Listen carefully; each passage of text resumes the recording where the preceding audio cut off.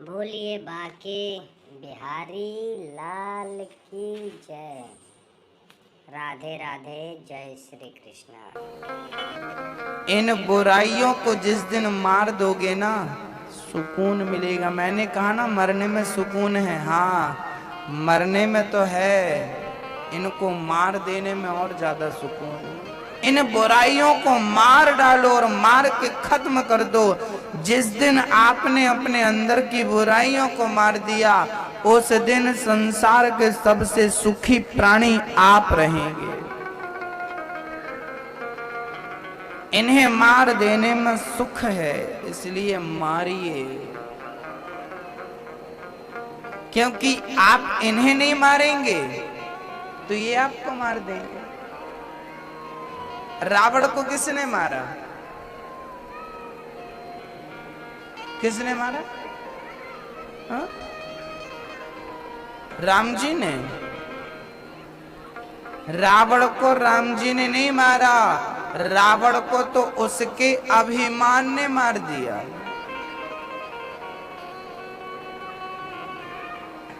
सूर्पणखा की नाक किसने काटी? लक्ष्मण जी ने। सूर्पणखा की नाक लक्ष्मण जी ने नहीं, उसकी वासना ने, उसके काम ने उसकी नाक काट दी। वासना, उसके काम ने उसकी नाक काट दी।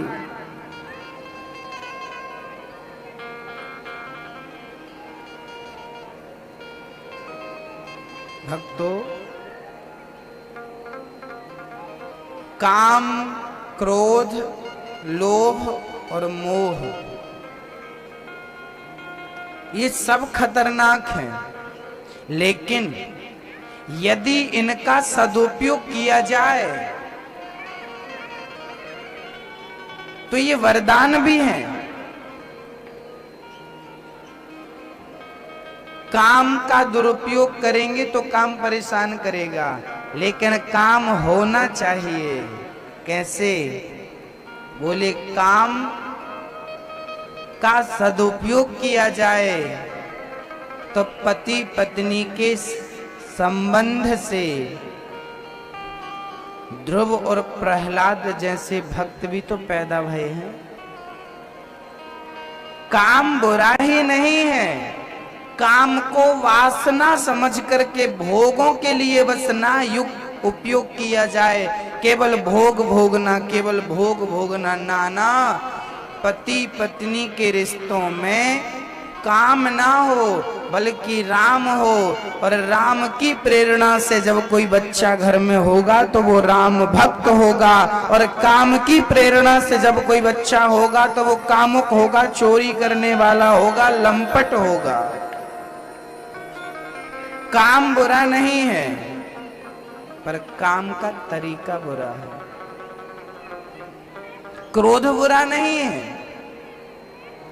क्रोध का तरीका बुरा है। क्रोध, देखिए ना, भीष्म पितामह जी को क्रोध नहीं आया जब द्रौपदी की साड़ी खींच रही थी, जबकि आज भी छोटा सा बच्चा कह देगा कि पितामह को उस टाइम क्रोध करना चाहिए था, लेकिन नहीं किया। पितामह ने सही समय पर क्रोध नहीं किया तो बाणों की सैया मिली, और जटायु ने सही समय पर क्रोध किया था जब रावण सीता को ले जाता, तब सही समय पर क्रोध किया तो जटायु को राम मिल गए। तो क्रोध अच्छा है, लेकिन जगह सही होनी चाहिए। कहां क्रोध करना चाहिए और कहां नहीं करना चाहिए। लोभ बुरा नहीं है,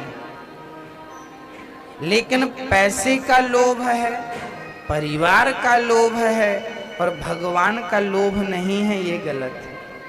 लोभ तो होना चाहिए, लेकिन कैसा? बोले, आज मैंने 5 माला जपी हैं, कल मैं 10 माला जपूंगा। हमें भगवान का भजन करने में तसल्ली ही नहीं होती। अरे जितना भजन करो भगवान का उतना कम लगता है, ये लोभ होना चाहिए। भजन करने का लोभ हो तो बुरा नहीं है, कोई चीज बुरी नहीं है, उसका उपयोग जल ठीक ना होने से।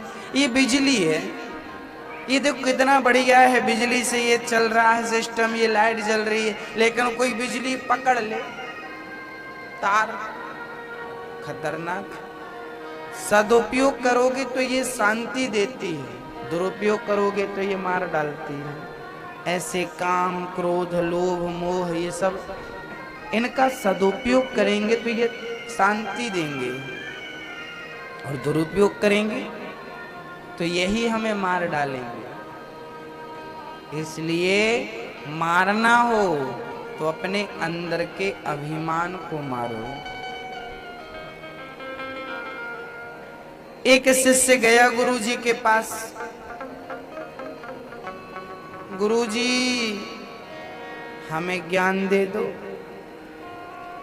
वहीं एक झाड़ू लगा रही थी बाई, झाड़ू लगाते लगाते उसने एक मारा उसको,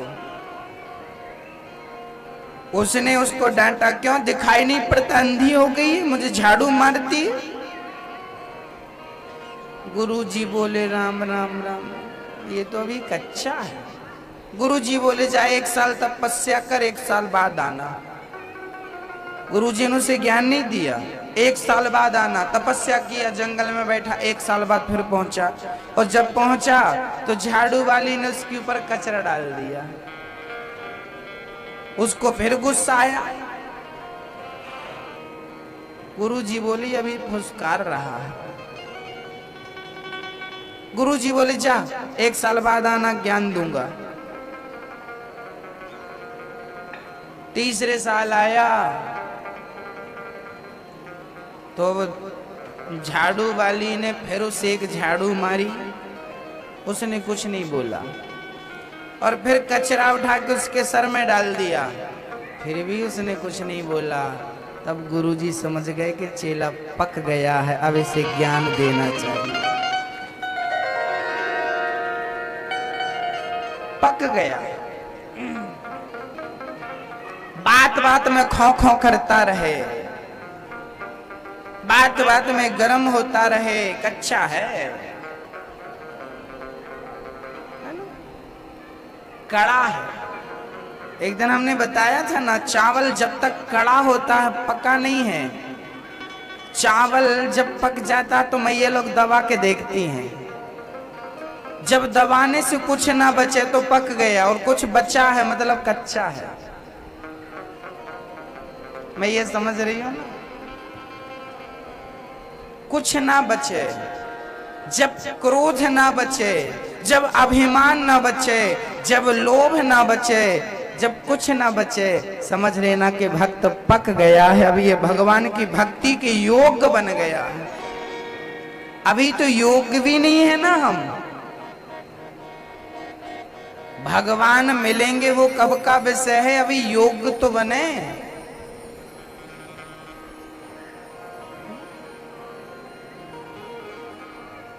योग्य नहीं है अभी हम, कुछ है कुछ ना रहे, वही है पक जाने का प्रमाण पत्र। गोपियों को भगवान ने बंसी बजाकर बुलाया, सारी गोपियां आईं। गोपियों ने भगवान से कहा प्रभु, एक सखी गाय दो रही थी, गाय को छोड़ दिया, दूध को वहीं छोड़ दिया। एक सखी अपने अपने बच्चे को दूध पिला रही थी, जो बंसी कान में सुनाई पड़ी कृष्ण की, बच्चे को वहीं छोड़ दिया। एक सखी सासू माँ के पांव दबा रही थी, बंसी सुनाई पड़ी, सासू माँ को वहीं छोड़ी। एक सखी अपने पति की सेवा कर रही थी, बंसी सुनाई पड़ी, तुरंत पति को वहीं छोड़ी और जाने लगी। पति ने हाथ पकड़कर दरवाजा बंद कर दिया। अब जाओ। उस सखी की ऐसी उत्कंठा हुई कृष्ण मिलन की, उसकी आत्मा निकली और परमात्मा में जाकर के सबसे प्रथम मिल गई। बंधन शरीर का है, आत्मा का कोई बंधन नहीं है। शरीर को बांधा जा सकता है, आत्मा को बांधा जा सकता? हम मुक्त हैं, हम सब लोग मुक्त हैं, लेकिन मोह की माया की रस्सी में बंधे हुए हैं। यही बंधन खोलने तो आए हैं हम लोग, माया मोह का बंधन, लेकिन हम लोग खोलते नहीं हैं और बांध लेते हैं। यहां आप लोग क्या करने आई हो मैया? कथा सुनने आई हो, लेकिन आप लोग कथा सुनती हो, बीच बीच में गप्पे भी लड़ाने लगती हो। मतलब जिस उद्देश्य से आई हो वो उद्देश्य पूर्ण रूप से क्या पूरा होता है आपका? नहीं ना। तो विचार करो कि आप इस संसार में जन्म ली हो या लिए हो, पुरुष स्त्री दोनों, तो उसका कोई उद्देश्य कारण तो होगा। भगवान ने हमें यहाँ क्यों भेजा? किसी की बेटी बनाकर, किसी की पत्नी बनाकर, किसी की माँ बना, क्यों भेजा?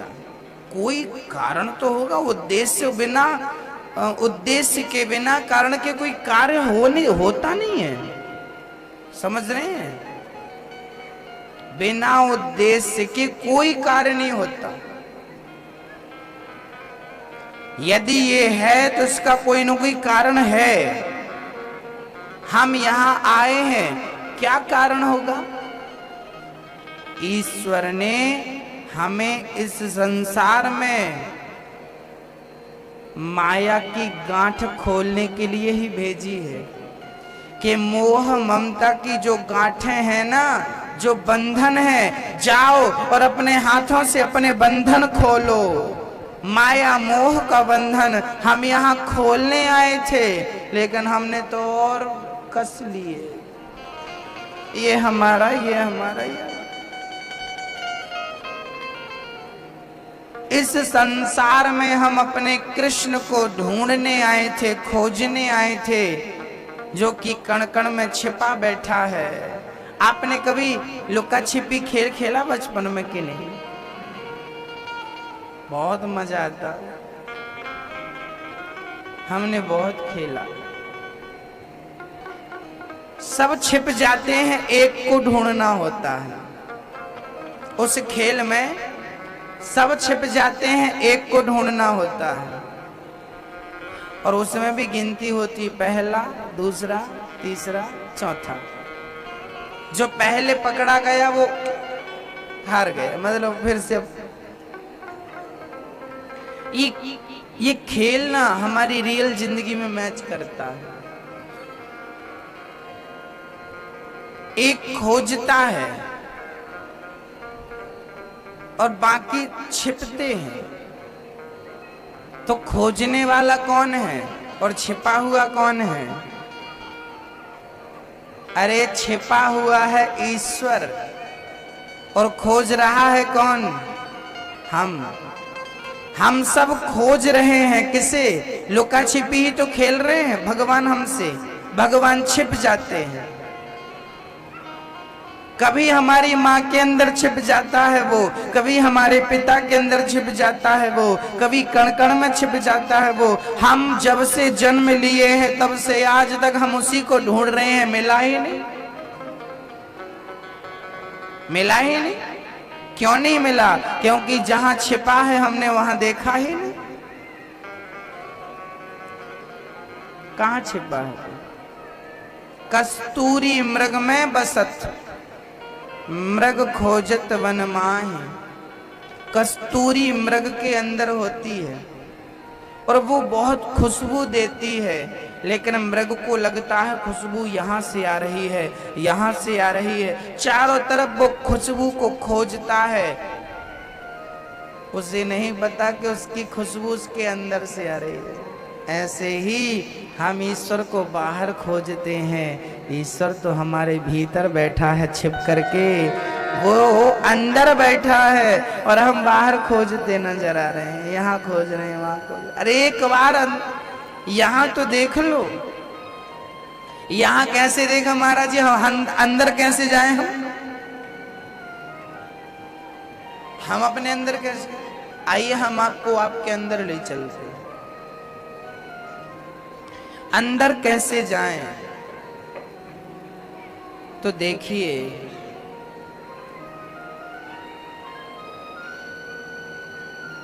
बाल्टी में पानी भरा है और आप बाल्टी के सामने जाएंगे तो आपकी तस्वीर, आपका चित्र बाल्टी में दिखाई पड़ता है, प्रतिबिंब। समझ रहे हैं? आपका चित्र पानी में नजर आता है और आप हट गए, फिर गायब। अच्छा, आप बाल्टी के ऊपर मुंह करिए, आप दिखाई पड़ेंगे, लेकिन एक पत्थर फेंक दीजिए, पानी में जब हलचल हो जाएगी ना, तो फिर आपकी तस्वीर नजर नहीं आएगी, आपका चित्र नजर नहीं आएगा। पानी शांत होगा, शांत होगा तो आपका चित्र तालाब में भी नजर आएगा। और पानी में थोड़ी भी हलचल भई तो आपका चित्र गायब हो जाता है। ऐसे ही जैसे पानी के शांत रहने पर आपका चित्र दिखता है, ऐसे मन के शांत रहने पर ईश्वर का चित्र नजर आने लगता है। और मन में कामनाओं की जब कोई हलचल उठती है ना, तो भगवान अंतर्धान हो जाते हैं, गायब हो जाते हैं। जरा विचार करिए और सोचकर देखिए, क्या आपका मन शांत है? क्या शांत है? शांत नहीं है, इसलिए ईश्वर नजर नहीं आता। पानी में हलचल हो रही है, समुद्र में आज तक किसी ने अपना चित्र नहीं देखा होगा समुद्र के पानी में, क्योंकि वहां लहरें उठती हैं, वहां शांति नहीं है। जब शांति होगी तो ईश्वर नजर आएगा। आपका हृदय समुद्र ना हो, तालाब हो। क्या हो? एक दिन नदी ने तालाब से कहा, ए तालाब, तू बहुत छोटा है, तू मेरे साथ मिल जा, मैं तुझे बड़ा बना दूंगी, तुझे समुद्र से मिला दूंगी, तू विशाल हो जाएगा। तालाब बोला, बहन रहने दे, मुझे समुद्र के पास नहीं जाना, मुझे बड़ा नहीं बनना, मैं छोटा ठीक हूँ। नदी ने पूछा, क्यों छोटा रहना चाहता है, बड़ा क्यों नहीं बनना चाहता? तालाब ने बड़ा प्यारा जवाब दिया, बहन, तालाब कहता है, बहन नदी, समुद्र बहुत बड़ा है, लेकिन एक व्यक्ति की भी प्यास नहीं बुझा पाता। मैं छोटा हूँ तो क्या हूँ, हजारों की प्यास तो रोज बुझाता हूँ। छोटे बनो लेकिन मीठे रहो, मधुर रहो। अपने हृदय को समुद्र मत बनाओ। समुद्र में लहरें उठती हैं कामनाओं की, और जबकि तालाब शांत हो जाता है। हृदय तालाब की तरह होना चाहिए, तालाब की तरह एकदम शांत होगा। और जिस दिन हृदय शांत हो गया, मन शांत हो गया, उस दिन ईश्वर बाहर नहीं, तालाब के अंदर ही आपकी तस्वीर नजर आएगी ना, बाल्टी के अंदर ही आपकी तस्वीर नजर आएगी ना। तो हृदय में ही, अंदर ही ईश्वर नजर आएगा, बाहर नहीं, अंदर। अंदर देखने की कोशिश करिए, उस ईश्वर को समझने की कोशिश करिए।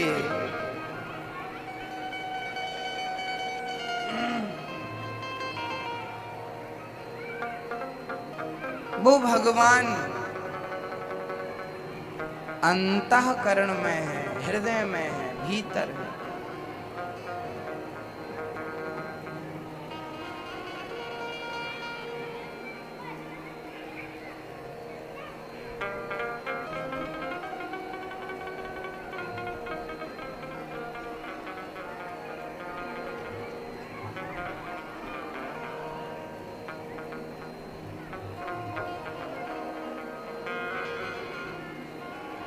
हर बच्चा अपनी माँ के पेट में होता है कि नहीं?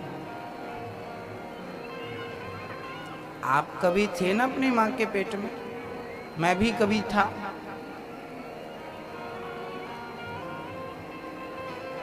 माँ के पेट में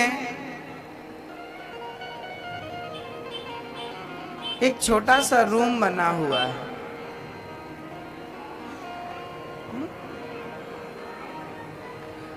और साधारण रूम नहीं है। उस रूम में बैठ करके हमें डिजाइन करता है कोई। बोलिए। अच्छा बताइए,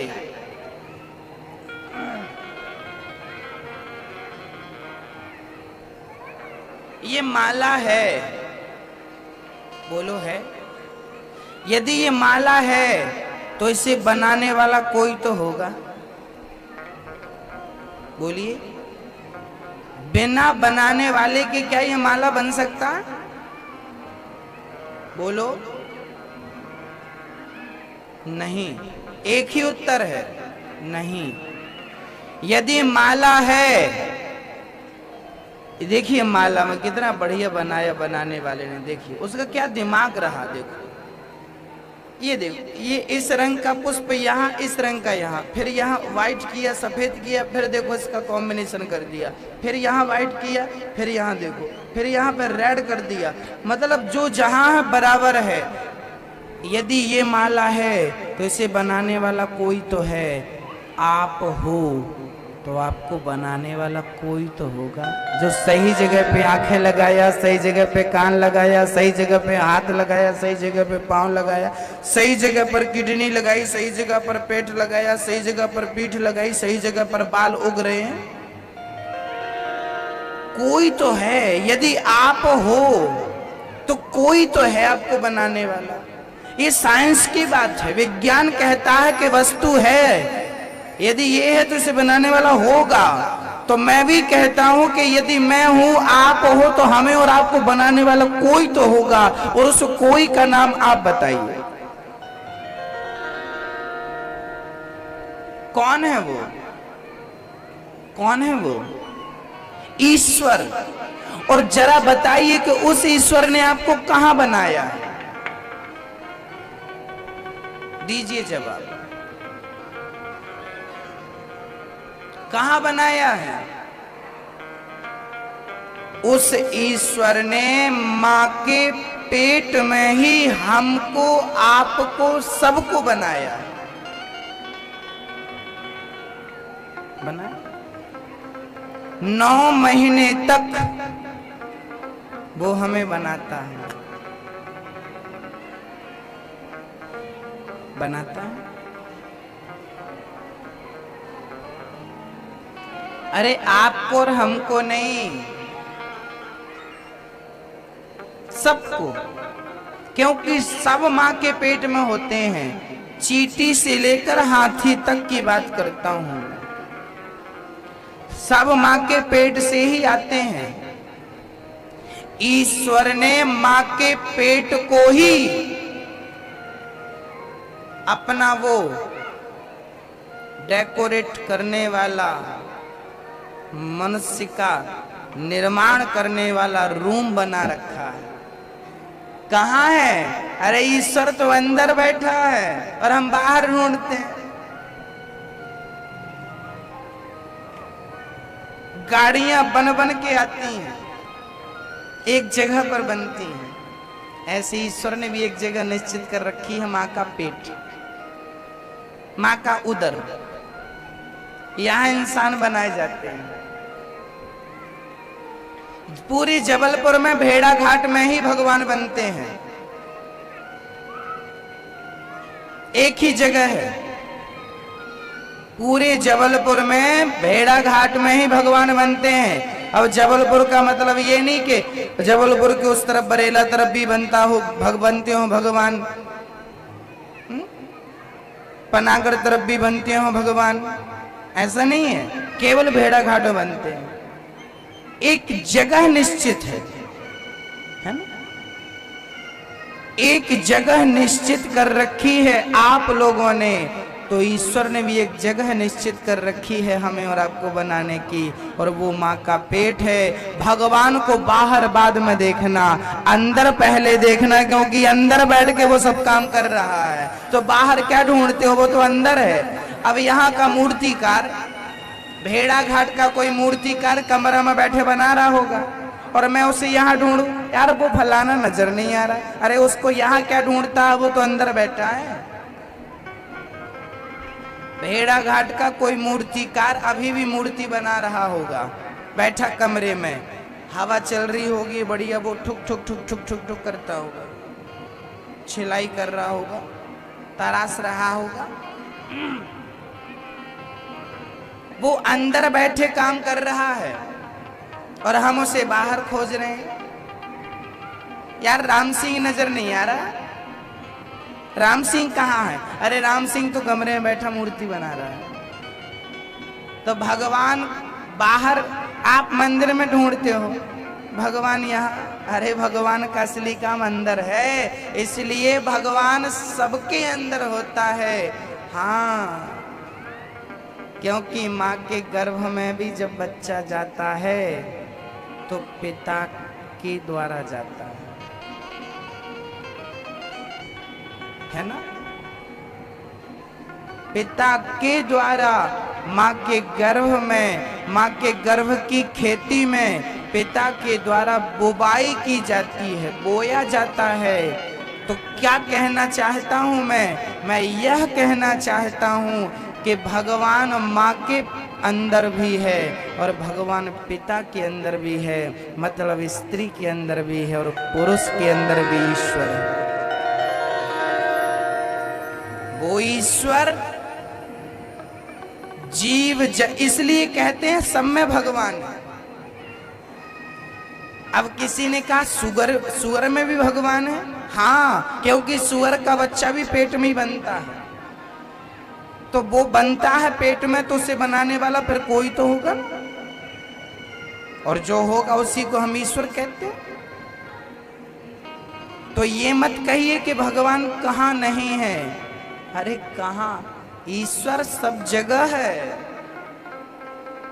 ईश्वर कण कण में व्यापता है, हमारे अंदर, आपके अंदर, शेर के अंदर, शेरनी के अंदर, पशु पक्षी जीव जंतु मछली, क्या डिजाइन है ईश्वर की।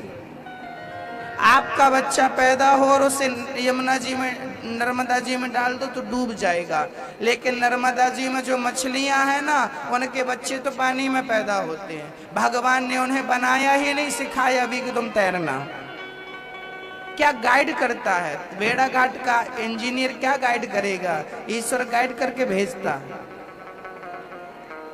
मछली का बच्चा पानी में कभी नहीं डूबता और आपका बच्चा डूब जाता।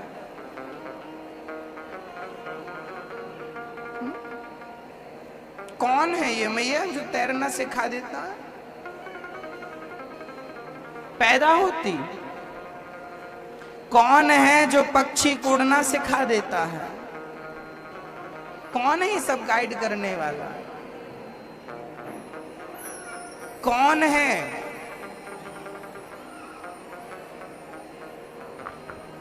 सारे पुष्प एक ही रंग के क्यों नहीं होते? इन्हें भी रंगीन करने वाला कोई तो होगा। इन्हें भी बैठकर किसी ने रंगीन किया होगा।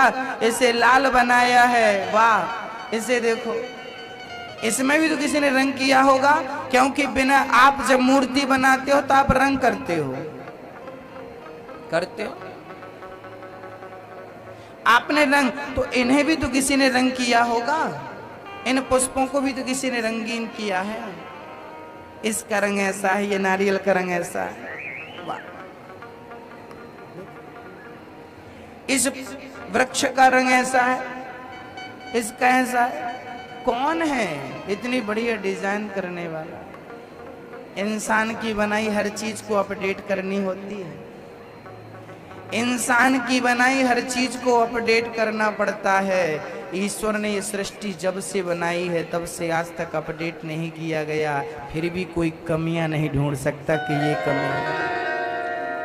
ये ईश्वर है, ये परमात्मा की सृष्टि है। बताइए, आज तक इसे अपडेट किया गया? किया गया नहीं। आप मोबाइल चलाते हो, हर महीने में आपको फेसबुक व्हाट्सएप को हर चीज को अपडेट करना होता है। पुराना वर्जन गया, नया वर्जन आ गया, नई चीज आ गई। पुरानी गाड़ियां जो कमी पुरानी गाड़ियों में थी तो कंपनियों ने उसे अपडेट करके नई बनाई, जो कमियां थी उसे हटाई। कमियां थी तो हटाते गए, लेकिन इंसान में क्या कमियां थी बताइए? जब से भागवत कथाएं सुनने के लिए हमारे चैनल को सब्सक्राइब करें, लाइक करें, बेल आइकन दबाना ना भूलें। राधे राधे, जय श्री कृष्ण।